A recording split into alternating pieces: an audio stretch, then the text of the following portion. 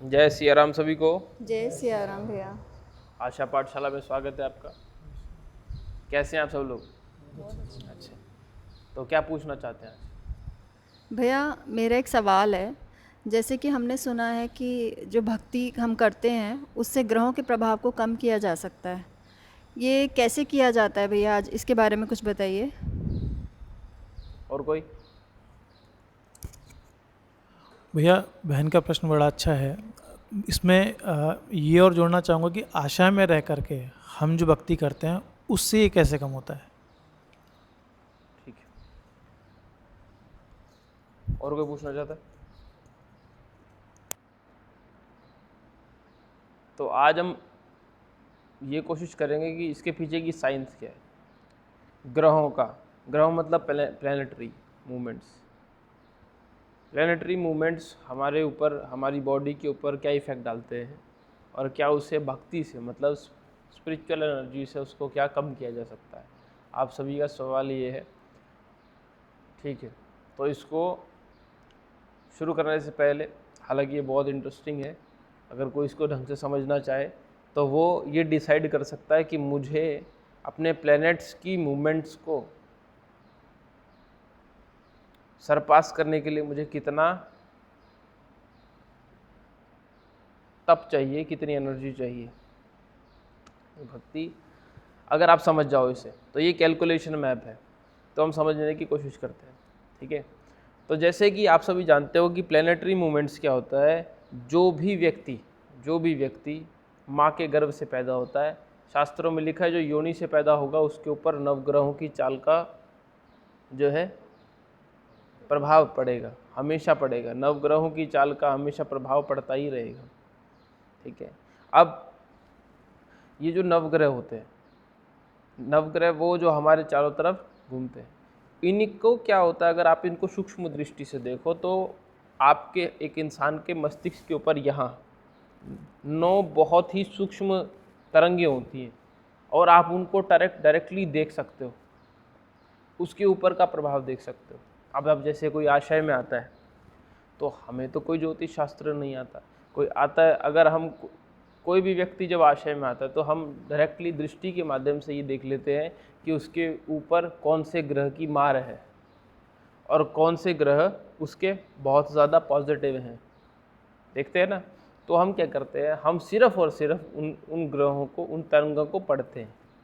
हम जब उन तरंगों को पढ़ते हैं तो आपके ऊपर की दशा को हम बता सकते हैं। हमें किसी प्रकार का कोई चार्ट की आवश्यकता नहीं है कि आपके जन्म कुंडली में आपका कौन सा ग्रह कौन से स्थान पर है या फिर अभी क्या चल रहा है।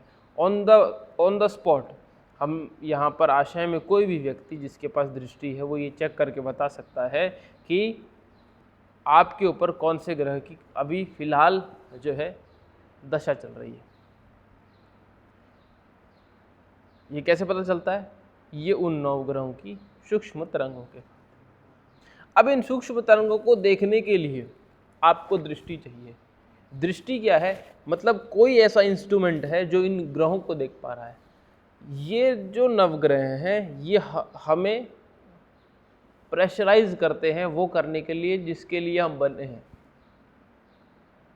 ठीक है। और जो इंस्ट्रूमेंट इनको देख पाए वो इनसे परे होगा, वरना नवग्रह इन्हें भी कंट्रोल करेंगे, हाँ या ना? करेंगे नहीं करें? अगर नवग्रह इन्हें कंट्रोल कर रहे हैं तो नवग्रहों को हम देख ही नहीं पाएंगे। तो कोई एक ऐसा इंस्ट्रूमेंट होना चाहिए जो इनसे परे हो। तो उसके लिए हमारे शरीर में 5 तत्व होते हैं। हमारे शरीर में 5 तत्व होते हैं और एक तत्व है स्पेस एलिमेंट, जिसको हम बोलते हैं अंतरिक्ष एलिमेंट, ठीक है। अंतरिक्ष एलिमेंट वो एलिमेंट होता है जो हमारे शरीर का एस्ट्रल एस्पेक्ट होता है। अंतरिक्ष का मतलब वो अंतरिक्ष नहीं जो हम ब्रह्मांड के पार देखते हैं। अंतरिक्ष का मतलब वो अंतरिक्ष जो है हमारे शरीर में, पर वो अलग है, हमसे अलग है। इसीलिए जब भी आप किताबों में पढ़ो कि हम देखते हैं कि 5 एलिमेंट से शरीर बना है। एक स्पेस एलिमेंट है जो बहुत ही शक्तिशाली। अब वो जो स्पेस एलिमेंट है वो नवग्रहों के अंडर नहीं आता। स्पेस एलिमेंट नवग्रहों के अंडर नहीं आता। तो संतों ने स्पेस एलिमेंट को पकड़ना शुरू किया और स्पेस एलिमेंट पे काम करना शुरू किया। उन्होंने देखा कि स्पेस एलिमेंट में एग्जैक्टली उन्होंने अपनी बॉडी को रिप्लेस किया, उसको हम बोलते हैं सूक्ष्म शरीर। बिल्कुल डुप्लीकेट बनाया और फिर उनकी मल्टीप्लिकेशन करनी शुरू कर दी। उन्होंने क्या करा, फिजिकल एनर्जी को लेकर स्पेस एलिमेंट में छोड़ना शुरू कर दिया। आ ना समझ में? फिजिकल एटमॉस्फेयर से उन्होंने एनर्जी ली और एस्ट्रल एटमॉस्फेयर में छोड़नी शुरू कर दी, मतलब स्पेस एलिमेंट में छोड़नी शुरू कर दी। और उसी को ही आज हम बोलते हैं स्पिरिचुअल रेलम या फिर एस्ट्रल रेलम या फिर सूक्ष्म जगत। अब वो सूक्ष्म जगत इतना बड़ा है और इतना वास्ट है जिसकी कोई हद नहीं। हमारे संतों ने और भारतवर्ष ने इस एस्ट्रल वर्ल्ड पर इतना काम किया जितना कभी किसी ने किया नहीं। सनातन संतों ने और हर प्रकार के हर धर्मों के उच्च कोटि के संतों ने इस रैलो में बहुत अच्छा काम किया है, जिसकी वजह से इसके अंदर अथाह शक्ति है, इसमें अथाह शक्ति है। तो जब किसी व्यक्ति पर ग्रहों की मार होती है, ग्रह जो है उसके अनुकूल नहीं होते, तो वो व्यक्ति कहाँ जाए? उसको पता तो है कि मेरे ग्रह जो है अच्छे नहीं हैं, तो अब उसको सहारा चाहिए होता है। तब वो उस स्पेस एलिमेंट का इस्तेमाल करता है, जो पांचवा एलिमेंट है जिस पर ग्रहों का मार नहीं है।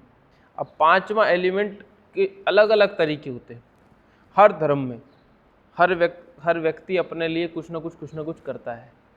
भारतवर्ष में हम मंत्र जाप साधना तपस्या के माध्यम से इसको जागृत करते हैं। हमारे संतों ने बहुत अच्छा तत्व समझा, बहुत अच्छा तत्व समझा। उन्होंने देखा कि हम क्या करते हैं, हम एक एस्ट्रल वर्ल्ड के अंदर ही, हम एस्ट्रल वर्ल्ड में अगर हमें कोई कार्य करना है तो हम फिजिकल वर्ल्ड की एनर्जी को एस्ट्रल वर्ल्ड में भेजने का प्रोसेस होता है जागृतीकरण। मतलब फिजिकल वर्ल्ड की एनर्जी को एस्ट्रल वर्ल्ड में भेजने का काम होता है। अगर आपने फिजिकल वर्ल्ड की एनर्जी एस्ट्रल वर्ल्ड में भेज दी तो उसको हम हिंदी की भाषा में बोलते हैं जागृतीकरण। जागृतीकरण मतलब हमने प्रतिष्ठित कर दिया, प्राण प्रतिष्ठित, जिसको हम प्राण प्रतिष्ठा भी बोलते हैं। मंदिरों में आपने देखा प्राण प्रतिष्ठा, उन्होंने कुछ नहीं किया होता, फिजिकल वर्ल्ड की एनर्जी को एस्ट्रल वर्ल्ड में भेज दिया होता है, वो स्पेस एलिमेंट के थ्रू। अपने उस स्पेस एलिमेंट के थ्रू फिजिकल वर्ल्ड की एनर्जी को एस्ट्रल वर्ल्ड में भेज देते हैं। इसीलिए मनुष्य शरीर चाहिए, क्योंकि उसी के पास एक स्पेस एलिमेंट है जिसकी वजह से वो फिजिकल को एस्ट्रल में और एस्ट्रल को फिजिकल में लाने की क्षमता रखता है। इसीलिए समस्त देवताओं को मनुष्य शरीर चाहिए। ठीक है, तो अब क्या होता है, फिजिकल वर्ल्ड की एनर्जी को वो एस्ट्रल वर्ल्ड में भेजने का प्रोसेस क्या बोलता है? जागृतीकरण। उसको हम हिंदी में क्या बोलते हैं? जागृतीकरण। संतों ने मंत्रों के माध्यम से मंत्र को पहले जागृत करने का प्रोसेस बताया। उन्होंने कहा कि हम मंत्र के माध्यम से भी फिजिकल वर्ल्ड की एनर्जी को एस्ट्रल वर्ल्ड में भेज सकते हैं और वाइस वर्सा। अगर एक बार भेज दी तो वापस भी आएगी। ठीक है ना? अब सुनना, प्राण प्रतिष्ठा का पूर्ण मतलब क्या होता है? अब प्राण प्रतिष्ठा 4 तरीके की होती है। ठीक है, जिसमें से पहली 2 जो प्रतिष्ठा होती है वो होती है अर्ध प्रत्यक्षीकरण और पूर्ण प्रत्यक्षीकरण। जैसे कि अर्ध प्रत्यक्षीकरण और पूर्ण प्रत्यक्षीकरण, मतलब अर्ध प्रत्यक्षीकरण में ऐसा होता है कि कुछ भी वस्तु हम यहाँ से फिजिकल वर्ल्ड से एस्ट्रल में भेजते हैं और एस्ट्रल से फिर वापस फिजिकल में आती है, पर वो आ तो जाती है पर वो फिजिकल फॉर्म नहीं लेती। उसको बोलते हैं अर्ध प्रत्यक्षीकरण। मतलब हमने यहाँ से ऊर्जा को एस्ट्रल वर्ल्ड में भेजा और एस्ट्रल वर्ल्ड से वापस आ गई, वो एनर्जी है पर वो हमें फिजिकल फॉर्म में नहीं दिखाई दे रही। इसको बोलते हैं अर्ध प्रत्यक्षीकरण। मतलब कुछ है जो काम कर रहा है पर हमें दिखाई नहीं दे रहा। तो जितनी भी लाइफ फोर्सेस यहाँ पर हैं जो अपनी एग्जिस्टेंस को दिखा सकती हैं पर वो दिख नहीं रही हैं, वो सारी की सारी अर्ध प्रत्यक्षीकरण रूप में है। उच्च कोटि संतों ने उच्च कोटि धाम बनाए धरती पर, जहाँ पर भगवान साक्षात जो है जागृत रूप में रहते हैं। जागृत रूप में मान लीजिए जगन्नाथ टेम्पल में भगवान साक्षात रहते हैं। अब साक्षात रहते तो दिखते नहीं, इसका मतलब भगवान वहां अर्ध प्रत्यक्षीकरण रूप में विराजित है, अर्ध प्रत्यक्षीकरण रूप में विराजित है।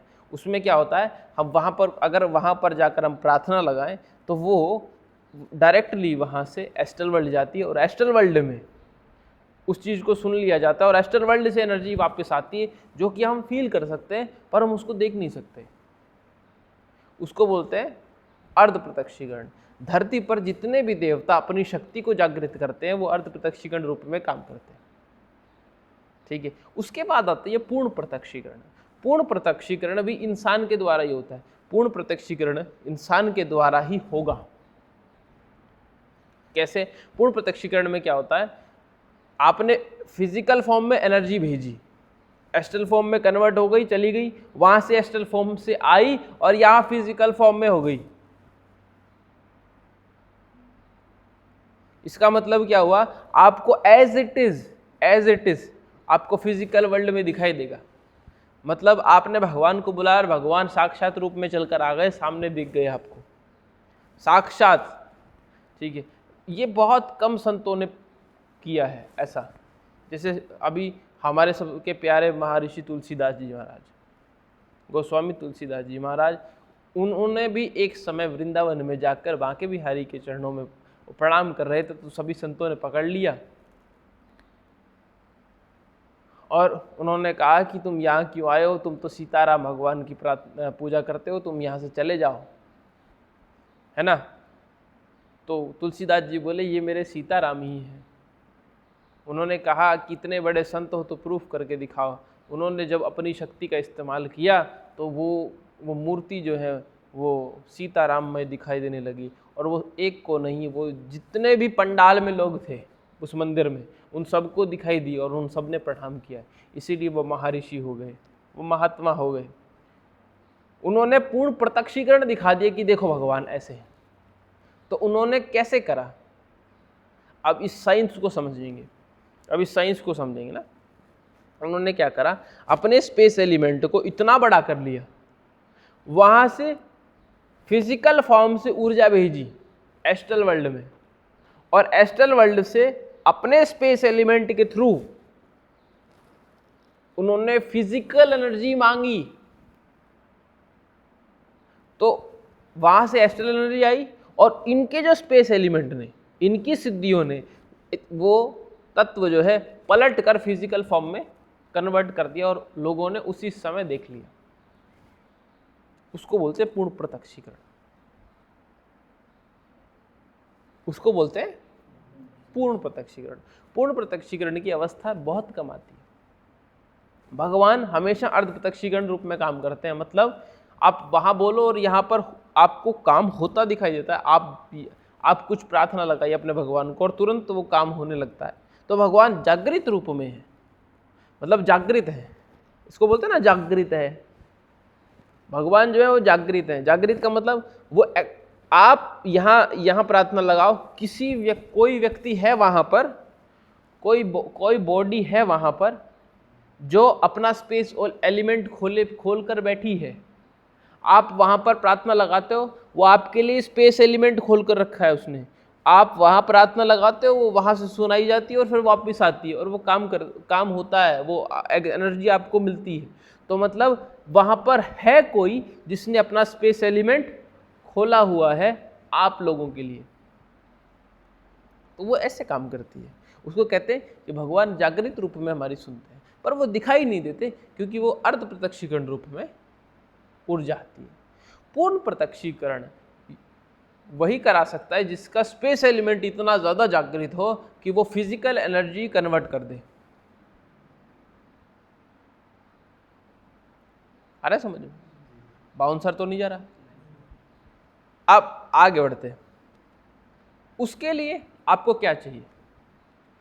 उसके लिए आपको चाहिए आपकी ग्रहण शक्ति और आपकी प्रयोग शक्ति।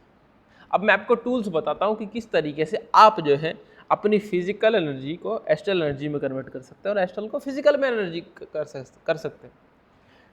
हमारे हिंदू माइथोलॉजी में टर्म्स लिखिए, ग्रहण शक्ति और प्रयोग शक्ति। ग्रहण शक्ति और प्रयोग शक्ति, हमेशा ग्रहण शक्ति और प्रयोग शक्ति। अब ये ग्रहण शक्ति और प्रयोग शक्ति को मैं दूसरे तरीके से समझाता हूँ कि ग्रहण शक्ति और प्रयोग शक्ति क्या है।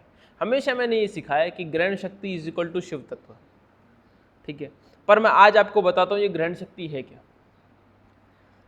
ग्रहण शक्ति का मतलब जितनी ज़्यादा ग्रहण शक्ति होगी उतनी ज़्यादा एनर्जी आप फिजिकल वर्ल्ड से पुल करके एस्ट्रल में भेज सकते हो। जितनी ज़्यादा ग्रहण शक्ति आपकी होगी, क्या होगा, ग्रहण शक्ति is nothing but it is a type of process, it is a type of machine, it is a type of tool which help you to send your physical energy to the astral world, ठीक है, astral world. अब जो वहां से वापस आएगी वो है आपकी प्रयोग शक्ति।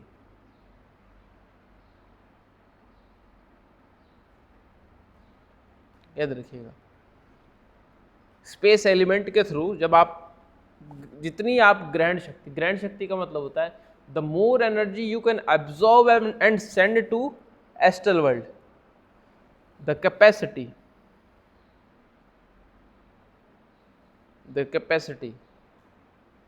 by which you can absorb the physical energy is called ग्रहण शक्ति। और जब हम एस्ट्रल वर्ल्ड में भेजते हैं उस प्रोसेस को बोलते हैं ग्रहण तत्व। और जब वो वापस आती है, जितनी एनर्जी वापस आएगी उसको हम बोलेंगे प्रयोग शक्ति। तो अब संतों ने हर बॉडी टाइप के लिए अलग ग्रहण शक्ति और प्रयोग शक्ति बनाई। तो अब हर व्यक्ति के लिए अलग ग्रहण शक्ति और अलग प्रयोग शक्ति, डिपेंडिंग अपॉन देयर नवग्रह, depending upon their planetary movements. Planetary movements कितने होंगे, तो उन्होंने एक एवरेज निकाला। उन्होंने कहा कि हम बॉडी टाइप को छोड़ देते हैं, हम मंत्रों को पकड़ लेते हैं और मंत्र की एक ग्रहण शक्ति बना देते हैं और एक प्रयोग शक्ति बना देते हैं। अलग अलग मंत्र बनाए गए, पर एक चीज कांस्टेंट, जैसे पाई कांस्टेंट आता है। पाई कांस्टेंट समझते हो क्या होता है? पाई क्या होता है समझते हो? 3.1 क्या होता है पाई? कांस्टेंट क्या होता है? क्या होता है ये? पाई का मतलब ये होता है, मान लो एक सर्कल है, ये सर्कल है, इसको अगर मैं सीधा कर दूं, ये सर्कल है और अगर मैं इसको सीधा कर दूं तो इस सर्कल का जो डायमीटर होगा, ये मान लो एक सर्कल है, इस सर्कल का जो डायमीटर होगा, अगर मैं इस सर्कल को सीधा कर दूं और इस डायमीटर को लगा कर चेक करना चाहूं तो हर सर्कल के ऊपर एक ही टर्म कांस्टेंट आ रही थी, वो है 3.14। मतलब एक सर्कल के ऊपर अगर मैं उसका रेडियस के, अगर मैं उसके रेडियस के हिस्से बनाना चाहूं और उसको डिवाइड करना चाहूं तो वैल्यू आती 3.14। एक टर्म बचती है, मतलब हर सर्कल पे एक ही टर्म बच रही थी, वो है 3.14। उसको तो हमने उसको कांस्टेंट कर दिया, छोड़ दो इस बात को, ठीक है। तो अब हम अपनी बात पर आते हैं, कौन सी वाली? ग्रहण शक्ति और प्रयोग शक्ति। तो मंत्र इजाद किए तो उन्होंने देखा कि समग्र मंत्रों में एक चीज कॉमन आ रही है, जो है 1:9। 1:9, इसलिए 9 को हम अक्सर एक स्पिरिचुअल टर्म मानते हैं। 1:9 क्या रही थी? 1:9। तो संतों ने ये देखा कि 1:9 ये एक मैजिक नंबर है। उन्होंने, इसका मतलब क्या है कि 9 बार अगर किसी मंत्र को पढ़कर आप एस्ट्रल वर्ल्ड में भेजोगे तो एक बार वापस आएगा।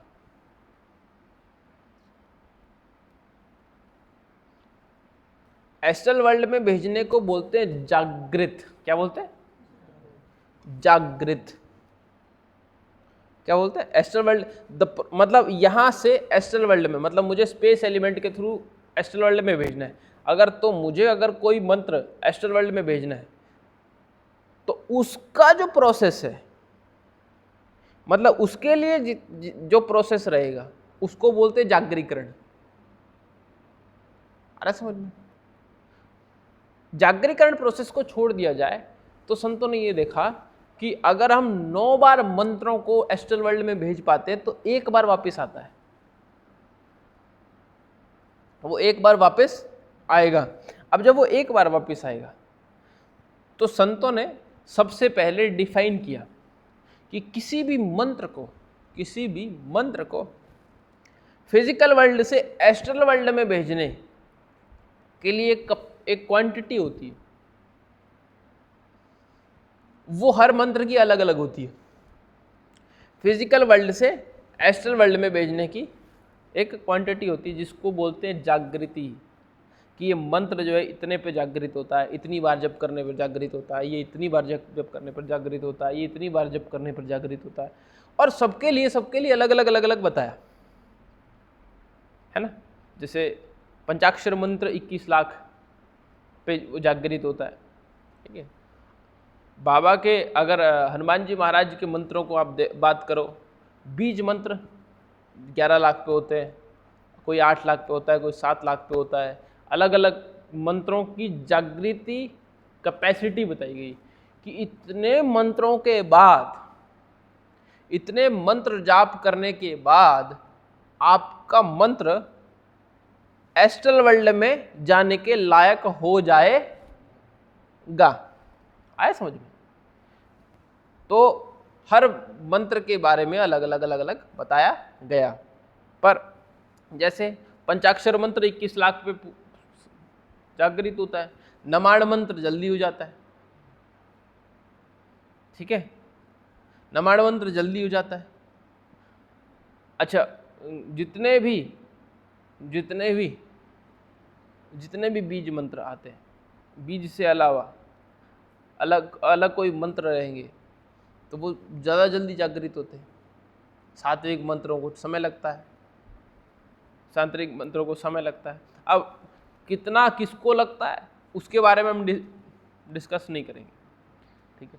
पर एक चीज़ कॉमन रखी, उन्होंने ये देखा कि हर मंत्र को जागृत करने में अलग अलग समय तो लगता है, पर एक चीज सब में कॉमन थी। क्या? 1:9 की, कि जागृत होने के बाद मंत्र 9 बार जाप करने पर एक बार वापस हमेशा आएगा। 9 बार भेजने पर एक बार वापस जरूर आएगा। तो संतों ने उसको कन्वर्ट करके 11 कर दिया, 2 बफर रख लिए। क्या किया?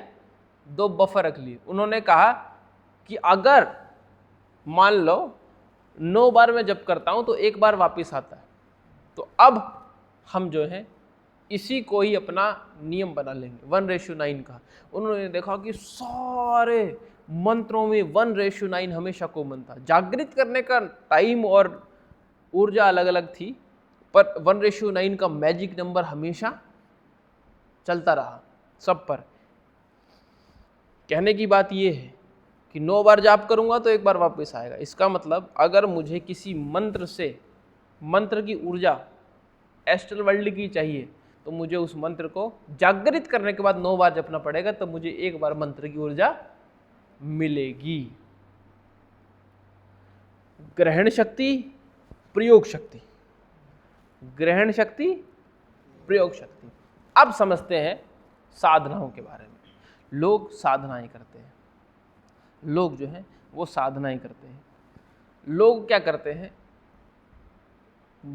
सबसे पहले YouTube पे जाते हैं, देखते हैं, कोई मंत्र उठाते हैं, उसको ये देखते हैं कि उसको कितनी बार जाप करना है, और जैसे ही उसको जाप कर लिया उसके बाद क्या होता है? उसके बाद हम कहते हैं कि हमारी साधना पूरी हो गई। एक्चुअल में वो जो मंत्र जाप लिखा है वो सिर्फ जागृत करने का डोर है। मतलब उसके बाद आपका मंत्र एस्ट्रल वर्ल्ड में जाना शुरू करेगा। मतलब अभी बिल्डिंग शुरू नहीं हुई है, आपने सिर्फ पैसेज क्रिएट किया है। लोग वहीं रुक जाते हैं, लोग वहीं रुक जाते हैं। अच्छा, दूसरा एक और चीज रहती है, जैसे हर मंत्र के बारे में लिखा है। जैसे कोई मंत्र मान लो, फॉर एग्जाम्पल मान लो कोई मंत्र 3 लाख पे जागृत होता है, 3 लाख उच्चारण पे जागृत होता है। 3 लाख उच्चारण पे जागृत होने के बाद उसको ध्यान देना इस बात को, 3 लाख पे जागृत होने के बाद जब आप 9 बार जप करोगे तो वो एक बार वापस आएगा। 9 बार जप करोगे तो वो एक बार वापस आएगा। अब आपको वैसे 3 लाख मंत्र चाहिए।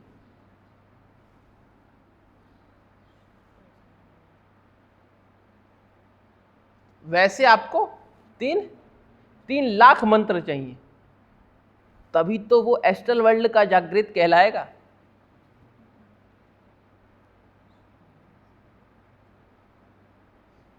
जो एस्ट्रल वर्ल्ड से आया वो एस्ट्रल वर्ल्ड से जो आया वो एक है, ऐसे आपको 3 लाख चाहिए। तो आपको कितनी ऊर्जा भेजनी पड़ेगी?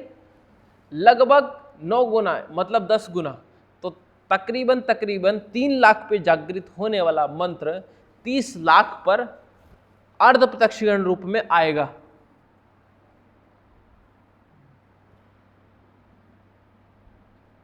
आगे समझ में? तो अगर उस मंत्र की शक्ति को देखना है तो पहले ये देखो कि वो मंत्र जो है वो कितने पे जागृत होता है, और उसको जागृत होने के बाद अब आपको ये देखना है कि जब आप 1:9 का फॉर्मूला लगाओगे, 1:9 का फॉर्मूला लगाओगे तो लगभग आप 10 गुना करके देखो तो 3 का 30 लाख हो गया। तकरीबन 27 लाख से 30 लाख के बीच में आपका मंत्र जो है वो 3 लाख मंत्र ऊर्जा वहां से वापस आ जाएगी। जब 3 लाख मंत्र ऊर्जा एस्ट्रल वर्ल्ड से वापस आ जाएगी तब आप उस शक्ति को इस्तेमाल कर सकते हो। वो एस्ट्रल वर्ल्ड की शक्ति होगी जो आपको काम करेगी। वो एस्ट्रल वर्ल्ड की शक्ति को ग्रहों की कोई भी शक्ति छू नहीं सकती, क्योंकि वो योनि से नहीं निकले, मुख से नहीं निकले। आया ना समझ में?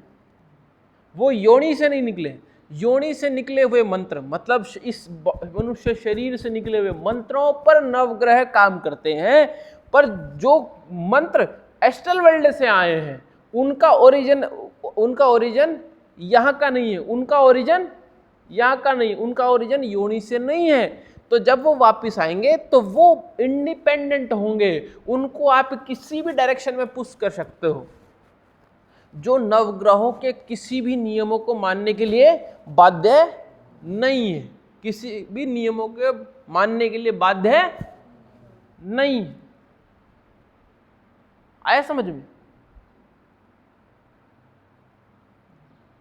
वही चमत्कार करेंगे, वो करके दिखाएंगे जो आपके ग्रहों में लिखा ही नहीं है।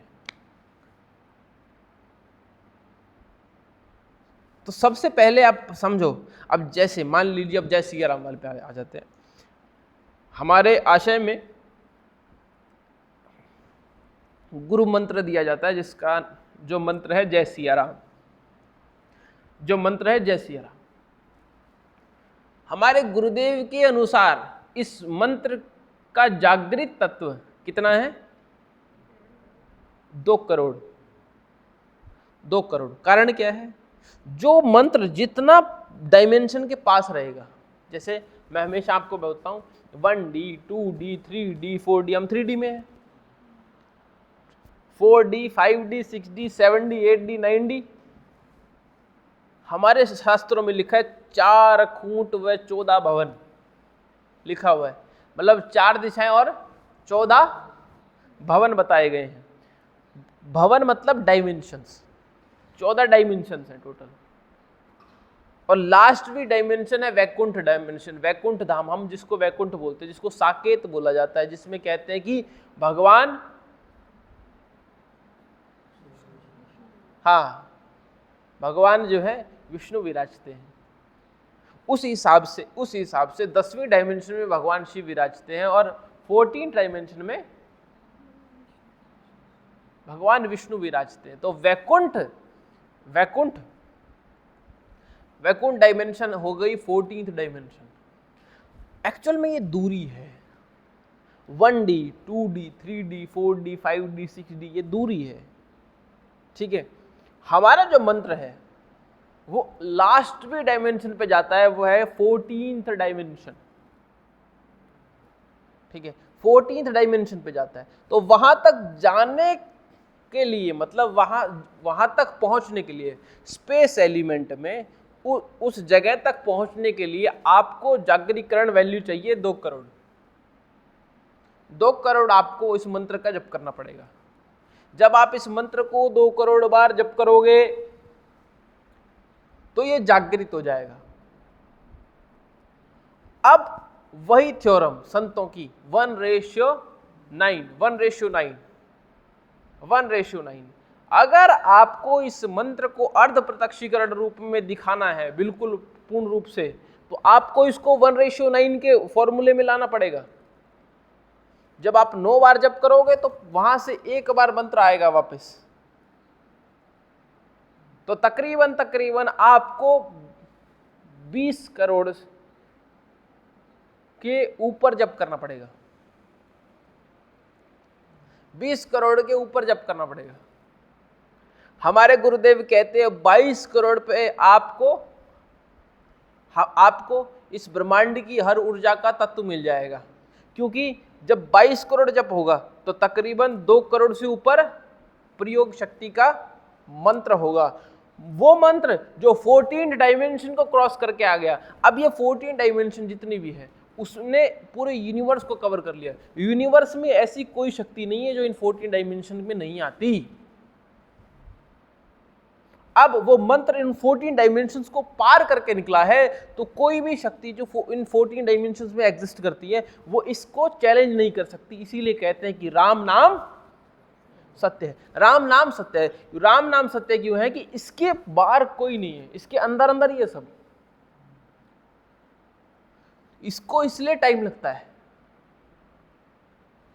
इसी वजह से टाइम लगता है, क्योंकि ये उतने डायमेंशंस को क्रॉस करता है। आ रहा है ना समझ में? अब इसके बीच में जो जितने भी लोग होंगे, जितने भी डायमेंशंस होंगे, वो सारे के सारे इंडल्ज हो जाएंगे इस मंत्र से। जब किसी व्यक्ति का मंत्र 22 करोड़ के करीब होगा तो उसकी प्रयोग शक्ति कितनी होगी? तकरीबन 2 करोड़, 2 से 2.5 करोड़। जब 2 से 2.5 करोड़ प्रयोग शक्ति होगी, सोच कर देखिए प्रयोग शक्ति कितनी ज्यादा हो गई, 2.5 करोड़। जब आपकी प्रयोग शक्ति 2.5 करोड़ होगी तो आप अल्टीमेटली अर्ध प्रत्यक्षीकरण रूप के चरम सीमा पर होंगे। जिस व्यक्ति के पास 2.5 करोड़ सिर्फ प्रयोग शक्ति है, उसको ग्रहों की परवाह ही नहीं होगी। उस पर किसी भी तरीके का कोई ग्रह काम करने वाला ही नहीं है। मतलब ग्रहों की जो वाइब्रेशंस होंगी और आपके प्रयोग शक्ति मंत्रों की जो वाइब्रेशंस होंगी वो इतनी ज्यादा होंगी कि ग्रह आपके बहुत पीछे हो जाएंगे। तो अगर कोई व्यक्ति ग्रहों से परेशान है या ग्रहों की संकटों से परेशान है तो उसको अपनी प्रयोग तत्व पे काम करना चाहिए। काम कैसे होगा? जब तक प्रयोग शक्ति नहीं आएगी जो एस्ट्रल वर्ल्ड की है। अगर फिजिकल वर्ल्ड में आप जाप कर रहे हो तो याद रखिएगा कि इन मंत्रों पर भी ग्रहों का कंट्रोल है, पर उन मंत्रों पर नहीं है जो वहां से आएंगे। इसीलिए स्पेस एलिमेंट बहुत चमत्कारी हैं और बहुत ज्यादा प्रभावशाली है। तो जिन लोगों को काल सर्प दोष है, जिन लोगों को गुरु चंडाल योग है, जिन लोगों को समस्याएं आती हैं, उनको एस्ट्रल मतलब स्पेस एलिमेंट का इस्तेमाल जरूर करना चाहिए, वो बहुत बड़ा चमत्कारिक तत्व रहता है। अच्छा, अब हम थोड़ा सा इसके बारे में कुछ और डिस्कस भी कर लेते हैं। अगर आप इसको करना चाहें, तो कोई व्यक्ति अगर सिस्टम से काम करे तो वो सारे प्रयोग शक्ति के तत्व अपने पास रख सकता है। और याद रखिएगा, एक बार अर्जित किया हुआ कोई भी प्रयोग शक्ति का मंत्र आपका कभी वापस नहीं जाता। इसीलिए हम कहते हैं ना कि कोई भी मंत्र वेस्ट नहीं जाता, अगर वो सूक्ष्म जगत से आया है तो।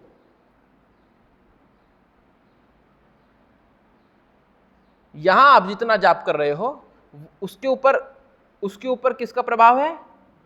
ग्रहों का। पर अगर एक मंत्र भी वहां से आ गया तो उसका प्रभाव आप पर ही है, उस पर किसी का प्रभाव नहीं है। वो ग्रहों का प्रभाव नहीं है। ग्रहों का प्रभाव ना होने की वजह से ऐसे मंत्रों के माध्यम से हम वो कार्य कर सकते हैं जो असंभव है। आया आपको समझ में? आशा है आप समझे होंगे। जय सिया राम।